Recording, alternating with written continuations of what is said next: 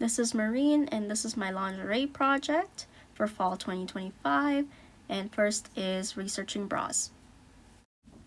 This is the first bra that I was looking at, and it was in Intimacy. That's what the store was called in Italy, and this was priced at €39.90, which is 34.87 Canadian dollars. And I was looking for its shape rather than anything else because of the interesting shape of the bra itself.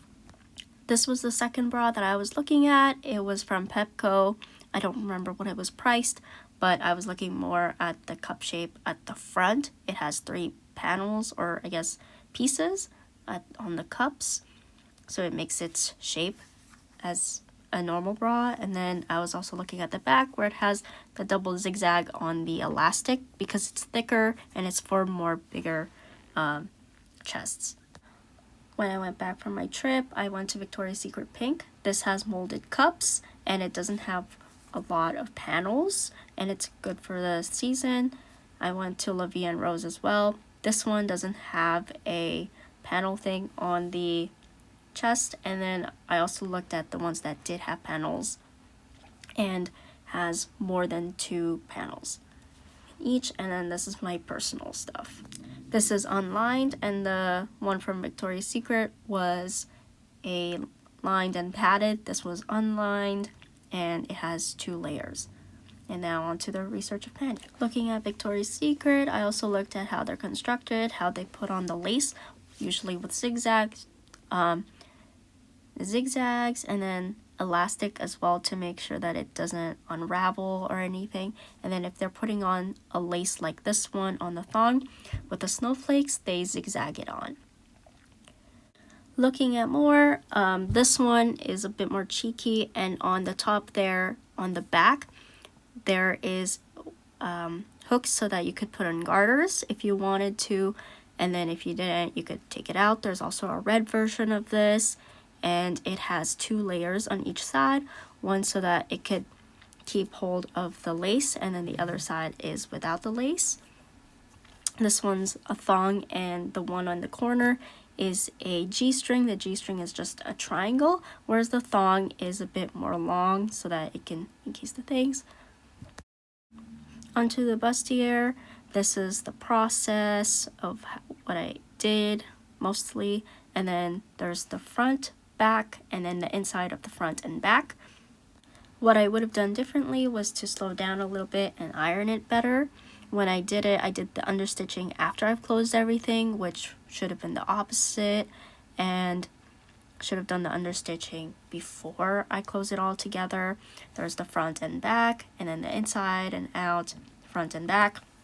And I think something I would have done differently was make sure that the boning was shorter so that when I flip it inside out, it doesn't look messy and that the inside lining doesn't stick out like this.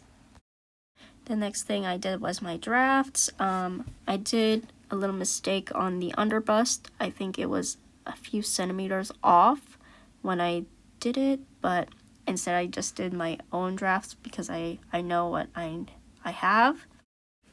This is the drafts of the panties. There's the 3 is to show that the cheeky all match, and then that little triangle on the right is the G-string. This is my bra draft. You see there's padding, but I ended up not having it because I felt like I didn't have the time to do it. There are 2 pieces for the cups, and then there's the 2 for the cradle, and then the back. And then next are the panties. This is the cheeky front and back, the thing, and then inside and out. In a bit, the thing that I did do wrong was I didn't off-center it, so it looks off-center to what I wanted it to be. On the bottom there, it looks like I off-centered it, and just like I said, it's off-centered from the gusset.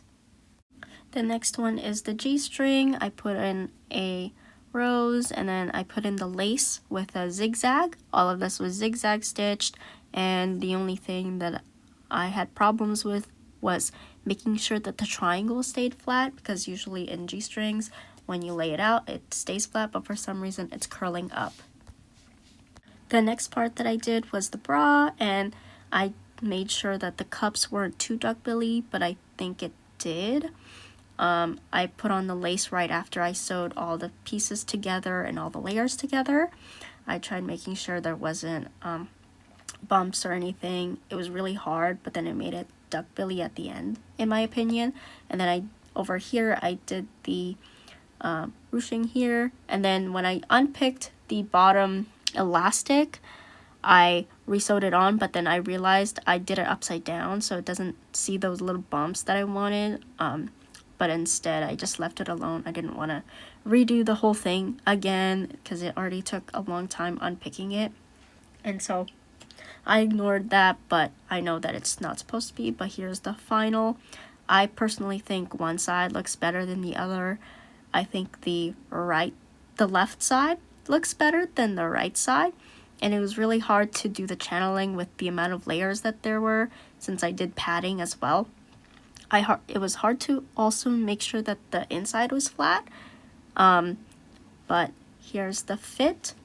I think it fit pretty well based on like comfort, but it looks a little more duckbill when it's on, but then when you have it off, the cups don't look like that, so I'm not sure how to fix it. Maybe it's the amount of layers inside, but maybe for next time I should keep that in mind, and I put little roses.